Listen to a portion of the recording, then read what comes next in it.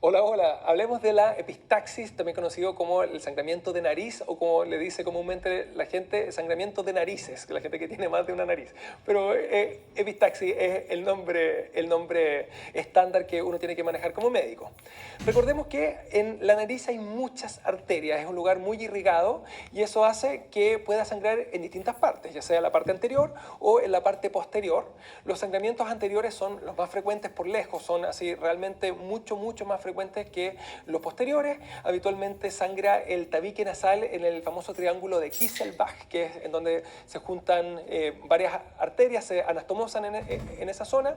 Suele ser una hemorragia leve y que suele responder al manejo inicial de la epistaxis. En cambio, el sangramiento posterior, la epistaxis posterior, habitualmente es un sangramiento que viene de alguna de las ramas de la arteria esfenopalatina y sangra mucho más, así que suele ser más grave y muchas veces no responde al manejo inicial, sino hasta el final, en que uno tiene que hacer o un taponamiento posterior o bien ir con una endoscopía a cauterizar la arteria que está sangrando, pero ahí por dentro.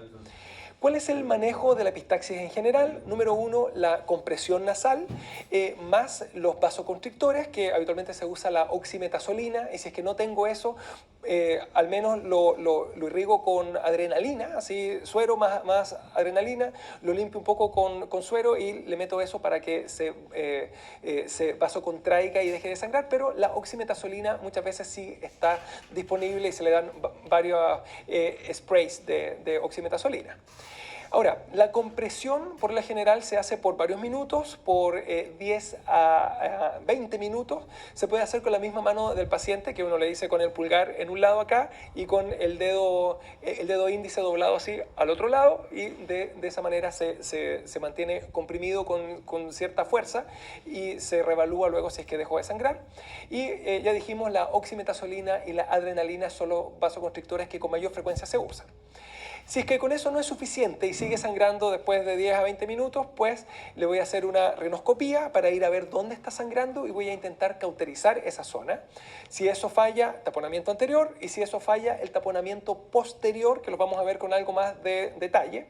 Respecto a cauterizar, ¿esto cómo se hace? Habitualmente de manera química, con nitrato de plata. Lo que sí se exige es que eso esté relativamente limpio. Así que uno le pide al paciente que se suene, lo lava con algo de suero y luego identificando el lugar en que estaba sangrando, se le aplica el nitrato de plata en ese lugar. Y si es que no, puede hacerse de manera eléctrica, con un electrocauterio, como para que deje de sangrar.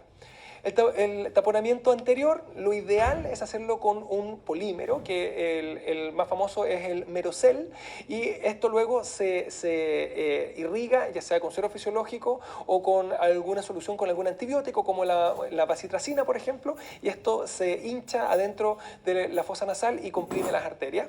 Si es que no tengo este Merocel, pues uso simplemente gasas, y eso se van poniendo una por una con la pinza bayoneta. Habitualmente se mete bien horizontal por la fosa nasal y se van subiendo con esta pinza bayoneta, y acuérdense de que cada gasa tiene que ir amarrada con algún hilo para poder sacarla después.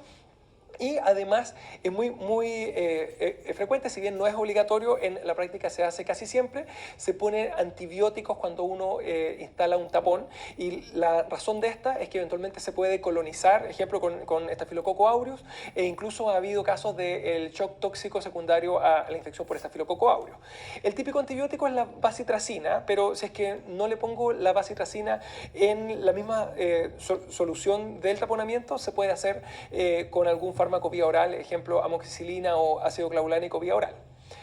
Finalmente, el taponamiento posterior, que es ya de última línea, que es cuando tengo un sangramiento posterior que no respondió a nada más, se puede hacer con la sonda Foley, que se pasa por la nariz, por la fosa nasal, se ve que salga hacia la faringe, ahí se insufla el balón con suero fisiológico y luego se tracciona y queda fijo tapando la coana por detrás, y luego de eso se hace un taponamiento anterior.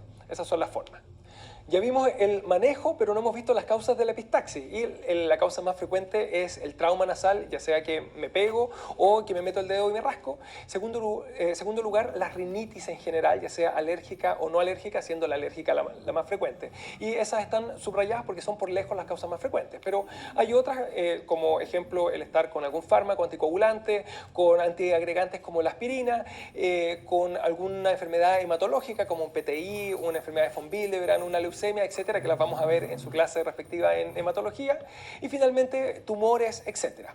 Dentro de los tumores está el cáncer nasosinusal, que se vio en su clase respectiva, pero vamos a ver ahora un tumor benigno que es el rinofibroangioma, también llamado nasofibroangioma o angiofibroma nasal.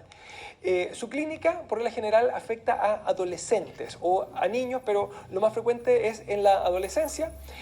Su clínica más importante es epistaxis, o sea, sangran unilateral más obstrucción nasal del mismo lado, unilateral también. O sea, a medida que va creciendo este tumor, que es un tumor de vaso sanguíneo, va obstruyendo y va sangrando, hace las dos cosas.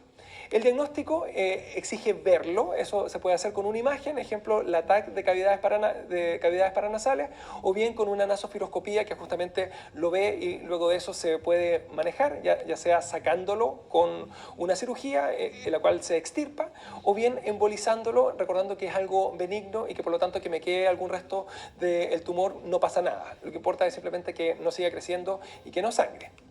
Y bueno, eso fue esta clase. Nos vemos en el siguiente video. Que estén bien.